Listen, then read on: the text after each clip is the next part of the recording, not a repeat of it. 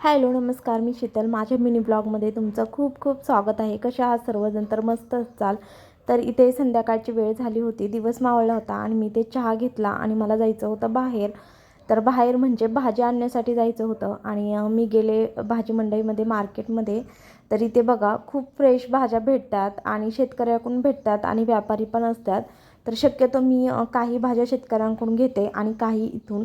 तर तुम्हाला दिसत असेल, नंतर मी घरी आले सगळ्या भाज्या घेऊन आणि आदर्श मला इथे पाणी आणून देत होता.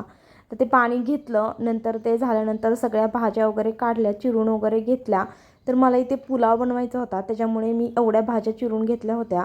तर फ्लॉवर, गाजर, टोमॅटो, सिमला मिर्च, कांदा, मिरची वगैरे सगळं सगळं मी ते हे करून घेतलं. नंतर पनीर वगैरे फ्राय करून घेतलं आणि ते गरम पाण्यात टाकून घेतलं. नंतर सगळ्या भाज्या धुवून एक एक म्हणजे जे आहेत त्या फोडणीला टाकल्यानंतर सगळ्या भाज्या अशा फ्राय करून घ्यायच्या आणि थोडंसं मसाले आणि पाणी टाकून ते वाफवून पण घ्यायच्या. खूप छान म्हणजे राईस होतो.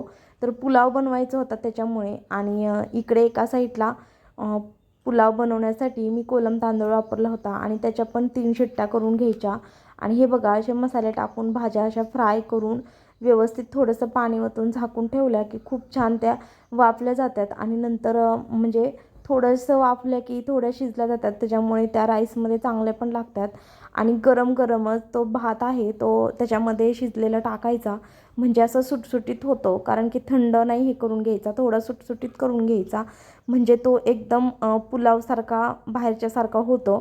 तर अशा प्रकारे केला तर खूप छान पुलाव होतो. आणि मी ह्याच्या अगोदर ही रेसिपी शॉर्ट व्हिडिओमध्ये एका दाखवलेली आहे कशी बनवायची ती.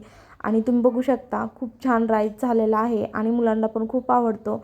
आणि या निमित्ताने सगळ्या भाज्या पण पोटात जातात. आणि इथे मी नंतर कसुरी मेथी वगैरे टाकून घेतली आणि कोथिंबीर वगैरे. ते झाल्यानंतर पुलाव बनवून मी नंतर इथे सगळ्या भाज्या एकत्र होत्या त्या निवडून घेतल्या व्यवस्थित. म्हणजे कॅरी बॅगमध्ये काही भाज्या निवडून व्यवस्थित स्टोअर करून घेतल्या.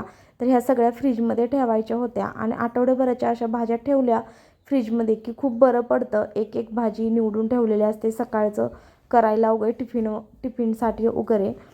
तर तुम्हाला हा मिनी ब्लॉग कसा वाटला कमेंटमध्ये नक्की सांगा. लाईक, शेअर आणि सबस्क्राईब करा. तर भेटूया आपण अशाच नवीन नवीन व्हिडिओमध्ये. तोपर्यंत बाय बाय.